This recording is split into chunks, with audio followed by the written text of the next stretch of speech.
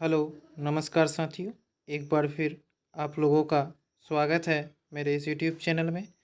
तो आज की इस वीडियो में देखेंगे हम लोग बिहार पुलिस एग्ज़ाम 2025 से संबंधित जीके और जीएस के कुछ महत्वपूर्ण प्रश्नों को। तो बिना देरी किए हुए चलते हैं आज के पहले प्रश्न की ओर।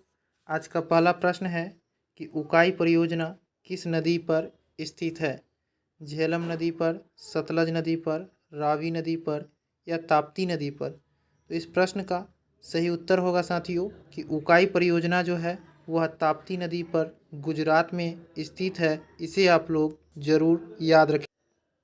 प्रश्न नंबर 2 है, कार्बन का शुद्धतम रूप है कोयला, चारकोल, ग्रेफाइट या हीरा? तो इसका सही उत्तर होगा साथियों कि कार्बन का जो शुद्धतम रूप होता है वह हीरा है। ऑप्शन नंबर डी इसका सही उत्तर होगा। कार्बन की जो परमाणु संख्या है साथियों वह 6 है। इसे भी आप लोग याद रखेंगे क्योंकि एक या दो प्रश्न परमाणु संख्या से संबंधित जरूर पूछते हैं। अगला प्रश्न है प्रश्न नंबर 3। प्रश्न नंबर 3 है, यहाँ आपसे पूछा जा रहा है, आप लोग इसका आंसर बताएंगे कि किसी राज्य का उच्चतम विधि अधिकारी कौन होता है? Attorney general, advocate general, solicitor general या विधि विभाग का महासचिव? तो इसका जो सही उत्तर होगा साथियों कि किसी भी राज्य का उच्चतम विधि अधिकारी जो होता है वह एडवोकेट जनरल अर्थात महाधिवक्ता होता है। 3 नंबर प्रश्न का सही उत्तर option number B advocate general होगा। प्रश्न नंबर 4 है साथियों। प्रश्न नंबर 4 आपसे पूछ रहा है, भूमध्य सागर को लाल सागर से जोड़ने वाली नहर है पनामा नहर, स्वेज नहर, इंग्लिश चैनल या इनमें से कोई नहीं? तो भूमध्य सागर को लाल सागर से जोड़ने वाली जो नहर है वह स्वेज नहर है साथियों। ऑप्शन नंबर बी इसका सही उत्तर होगा स्वेज नहर। स्वेज नहर जो है साथियों वह 1869 में बनकर तैयार हुआ था। इसे भी आप लोग याद रखेंगे कि भूमध्य सागर को लाल सागर से जोड़ने वाली नहर स्वेज नहर है और यह 1869 को बनकर तैयार हुआ था। अगला प्रश्न है प्रश्न नंबर 5। प्रश्न नंबर 5 है कि 15वीं शताब्दी में कौन से व्यापारी सबसे पहले हिंद चीन पहुँचे? पुर्तगाली, जर्मन, ब्रिटिश या फ्रेंच? तो इसका सही उत्तर होगा साथियों कि 15वीं शताब्दी में सबसे पहले पुर्तगाली जो है वह हिंद चीन पहुँचे थे। 5 नंबर प्रश्न का सही उत्तर ऑप्शन नंबर ए है। हिंद चीन जो है साथियों वह 2,80,000 वर्ग किलोमीटर में फैला हुआ है। इसे भी आप लोग याद रखेंगे कि हिंद चीन जो है वह 2,80,000 वर्ग किलोमीटर में फैला हुआ है और 15वीं सदी में सबसे पहले हिंद चीन पहुंचने वाले व्यापारी पुर्तगाली थे। अगला प्रश्न है प्रश्न नंबर 6। प्रश्न नंबर 6 कह रहा है, किस घटना ने राष्ट्रवाद की अवधारणा को जन्म दिया? फ्रांस की क्रांति, डेनमार्क की संधि, क्रीमिया का युद्ध या इनमें से कोई नहीं? यहाँ आपसे पूछ रहा है कि राष्ट्रवाद की अवधारणा को जन्म किस घटना से हुआ था? तो इसका सही उत्तर होगा फ्रांस की क्रांति। ऑप्शन नंबर ए इस प्रश्न का सही उत्तर होगा। फ्रांस की क्रांति जो है साथियों वह वर्ष 1789 में हुआ था। इसे भी आप लोग ध्यान में रखेंगे। अगला प्रश्न है प्रश्न नंबर 7। प्रश्न नंबर 7 कह रहा है, अलकनंदा नदी भागीरथी नदी से मिलती है। यहाँ आपसे पूछ रहा है कि अलकनंदा नदी जो है वह भागीरथी नदी से कहाँ मिलती है? रुद्रप्रयाग में, कर्णप्रयाग में, देवप्रयाग में या विष्णुप्रयाग में? यानी 7 नंबर प्रश्न आपसे पूछ रहा है कि अलकनंदा नदी भागीरथी नदी से कहाँ मिलती है? तो आप लोग बताएंगे साथियों कि इसका आंसर क्या होगा। इसका आंसर होगा कि अलकनंदा नदी जो है वह भागीरथी नदी में कर्णप्रयाग में मिलती है। यानी 7 नंबर प्रश्न का सही उत्तर ऑप्शन नंबर बी होगा। चलते हैं साथियों प्रश्न नंबर 8 की ओर। प्रश्न नंबर 8 है, यहाँ आपसे पूछ रहा है कि तराइन की पहली लड़ाई जो 1191 में हुई थी, किनके बीच हुई थी? अलाउद्दीन खिलजी और पृथ्वीराज चौहान के बीच, मोहम्मद गौरी और पृथ्वीराज चौहान के बीच, या महमूद गजनवी और पृथ्वीराज चौहान के बीच, या मोहम्मद शाह और पृथ्वीराज चौहान के बीच? तो आप लोग बताएंगे कि तराइन का पहला युद्ध जो है 1191 में जो हुआ था, तो यह मोहम्मद गौरी और पृथ्वीराज चौहान के बीच हुआ था। ऑप्शन नंबर बी इस प्रश्न का सही उत्तर होगा। और इस युद्ध में विजयी जो हुआ था वो पृथ्वीराज चौहान हुए थे साथियों। फिर तराइन का द्वितीय युद्ध जो है 1192 में हुआ था, इसे भी आप लोग याद रखेंगे। हमारा अगला प्रश्न है प्रश्न नंबर 9। प्रश्न नंबर 9 कह रहा है कि रजिया सुल्तान किसकी बेटी थी? इल्तुतमिश की, कुतुबुद्दीन ऐबक की, नासिरुद्दीन की, या बलबन की? तो इसका सही उत्तर होगा कि रजिया सुल्तान जो थी वह इल्तुतमिश की बेटी थी। 9 नंबर प्रश्न का सही उत्तर होगा option number A. Qutubuddin Aibak जो थे साथियों वह गुलाम वंश के संस्थापक थे, इसे भी आप लोग ध्यान में रखेंगे। और रजिया सुल्तान जो थी वह इल्तुतमिश की बेटी थी। अगला प्रश्न है प्रश्न नंबर 10। प्रश्न नंबर 10 कह रहा है कुतुब मीनार के कार्य को किसने पूरा किया था? रजिया ने, कुतुबुद्दीन ऐबक ने, इल्तुतमिश ने, या बलबन ने? तो इसका सही उत्तर होगा कि कुतुब मीनार के कार्य को जो है पूरा करवाया था इल्तुतमिश ने। और कुतुब मीनार के निर्माण कार्य की शुरुआत कुतुबुद्दीन ऐबक ने करवाया था, इसे भी आप लोग जरूर याद रखेंगे। अगला प्रश्न है प्रश्न नंबर 11।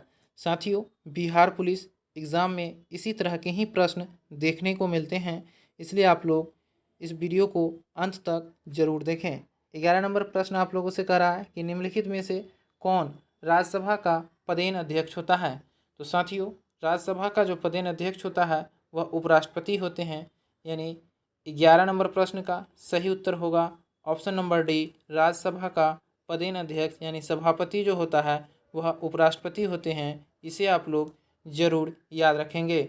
वर्तमान समय में भारत के उपराष्ट्रपति जगदीप धनखड़ हैं, इसे भी आप लोग याद रखेंगे कि वर्तमान समय में भारत के उपराष्ट्रपति जगदीप धनखड़ हैं और राष्ट्रपति द्रौपदी मुर्मू है, इसे भी आप लोग याद रखेंगे साथियों। अगला प्रश्न है प्रश्न नंबर 12। प्रश्न नंबर 12 कह रहा है अंडमान और निकोबार द्वीप समूह किस उच्च न्यायालय के अधिकार क्षेत्र में आते हैं? कलकत्ता, उड़ीसा, मद्रास, या आंध्र प्रदेश? तो इसका सही उत्तर होगा कि अंडमान और निकोबार द्वीप समूह जो है वह कलकत्ता उच्च न्यायालय के अधिकार क्षेत्र में आते हैं। यानी 12 नंबर प्रश्न का सही उत्तर ऑप्शन नंबर ए होगा। प्रश्न नंबर 13 है साथियों कि सर्वोच्च न्यायालय के मुख्य न्यायाधीश की नियुक्ति कौन करता है? राष्ट्रपति, प्रधानमंत्री, लोकसभा के सदस्य, या भारत के राज्यपाल? यहाँ पूछा है साथियों। तो आप लोग बताएंगे कि सर्वोच्च न्यायालय के मुख्य न्यायाधीश की नियुक्ति कौन करता है? तो इसका सही उत्तर होगा राष्ट्रपति। सर्वोच्च न्यायालय के जो मुख्य न्यायाधीश की नियुक्ति होता है वह राष्ट्रपति के द्वारा किया जाता है। अगला प्रश्न है प्रश्न नंबर 14। प्रश्न नंबर 14 कह रहा है मुख्य चुनाव आयुक्त अपनी आयु तक पद पर बने रहते हैं? 62 साल, 65 साल, 60 साल, या 55 साल? तो इसका सही उत्तर होगा कि भारत के मुख्य चुनाव आयुक्त जो है 65 साल के उम्र तक अपने पद पर बने रहते हैं। ऑप्शन नंबर बी इसका सही उत्तर होगा। वर्तमान समय में भारत के मुख्य चुनाव आयुक्त जो हैं साथियों वह ज्ञानेश कुमार है, इसे भी आप लोग ध्यान रखेंगे कि ज्ञानेश कुमार भारत के मुख्य चुनाव आयुक्त अभी हैं। प्रश्न नंबर 15 है कि भारतीय राष्ट्रीय कांग्रेस की जो स्थापना है साथियों वह कब हुआ था? यानी भारतीय राष्ट्रीय कांग्रेस की यहाँ आपसे 15 नंबर प्रश्न पूछ रहा है भारतीय राष्ट्रीय कांग्रेस के प्रथम अध्यक्ष कौन था? इसका सही उत्तर होगा वोमेश चंद्र बनर्जी। वोमेश चंद्र बनर्जी जो थे साथियों वह भारतीय राष्ट्रीय कांग्रेस के प्रथम अध्यक्ष थे। भारतीय राष्ट्रीय कांग्रेस की स्थापना वर्ष 1885 में हुआ था, इसे भी आप लोग याद रखेंगे। और इसके प्रथम अध्यक्ष जो थे वह वोमेश चंद्र बनर्जी थे। प्रश्न नंबर 16 है कि पंडित जवाहरलाल नेहरू ने उद्देश्य प्रस्ताव कब पेश किया था? तो इसका सही उत्तर होगा कि पंडित जवाहरलाल नेहरू ने 13 दिसंबर 1946 को उद्देश्य प्रस्ताव पेश किया था। बी नंबर इसका सही उत्तर होगा। प्रश्न नंबर 17 है साथियों कि संविधान सभा के प्रारूप समिति में कितने सदस्य थे? 8, 14, 9 या 7? तो इसका सही उत्तर होगा कि संविधान सभा में प्रारूप समिति के 7 सदस्य थे। प्रारूप समिति के अध्यक्ष जो थे वो भीमराव अंबेडकर थे। इसे भी आप लोग याद रखेंगे। अगला प्रश्न है प्रश्न नंबर 18। प्रश्न नंबर 18 कह रहा है बल का एसआई मात्रक क्या है? न्यूटन, जूल, वाट या हर्ट्ज? तो इसका सही उत्तर होगा कि बल का जो एसआई मात्रक होता है वह न्यूटन होता है। 18 नंबर प्रश्न का सही उत्तर ऑप्शन नंबर ए न्यूटन होगा। चलते हैं प्रश्न नंबर 19 की ओर। प्रश्न नंबर 19 है द्रव्यमान का एसआई मात्रक क्या है? तो इसका सही उत्तर होगा किलोग्राम। द्रव्यमान का एसआई मात्रक किलोग्राम। 19 नंबर प्रश्न का सही उत्तर ऑप्शन नंबर डी किलोग्राम होगा। चलते हैं प्रश्न नंबर 20 की ओर। प्रश्न नंबर 20 है प्रकाश तीव्रता का एसआई मात्रक क्या है? तो इसका सही उत्तर होगा कैंडेला प्रकाश तीव्रता का एसआई मात्रक है। अगला प्रश्न है प्रश्न नंबर 21। प्रश्न नंबर 21 है साथियों कि आवृत्ति का एसआई मात्रक क्या है? हर्ट्ज, न्यूटन, वोल्ट या कूलॉम? तो इसका सही उत्तर होगा कि आवृत्ति का एसआई मात्रक हर्ट्ज होता है। ऑप्शन नंबर ए इसका सही उत्तर होगा साथियों कि आवृत्ति का एसआई मात्रक हर्ट्ज होता है। प्रश्न नंबर 22 है कि पारसेक किसकी इकाई है? दूरी की, समय की, प्रकाश की, चमक की या चुंबकीय बल की? तो इसका सही उत्तर होगा कि पारसेक जो है वह दूरी की इकाई है। ऑप्शन नंबर ये इसका सही उत्तर होगा 22 नंबर प्रश्न का।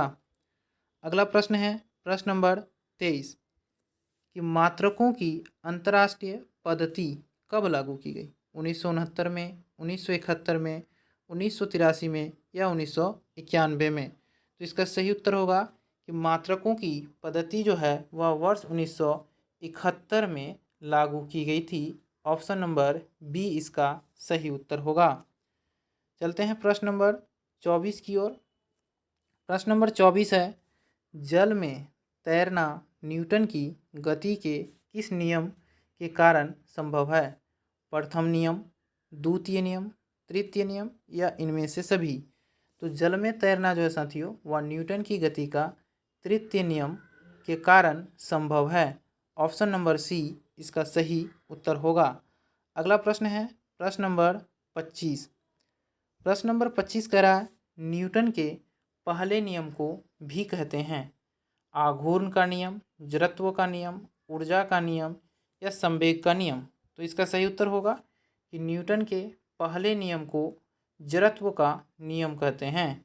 25 नंबर प्रश्न का सही उत्तर ऑप्शन नंबर बी जड़त्व का नियम होगा।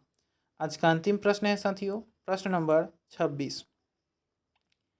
प्रश्न नंबर 26 है किस तापमान पर जल का घनत्व अधिकतम होता है? 0 degree Celsius, 1 degree Celsius, 2 degree Celsius या 4 डिग्री सेल्सियस? तो इसका सही उत्तर होगा कि 4 डिग्री सेल्सियस पर जल का घनत्व अधिकतम होता है। इसलिए 26 नंबर प्रश्न का सही उत्तर ऑप्शन नंबर डी होगा। तो धन्यवाद साथियों, फिर मिलते हैं अगले वीडियो में। तब तक के लिए जय हिंद।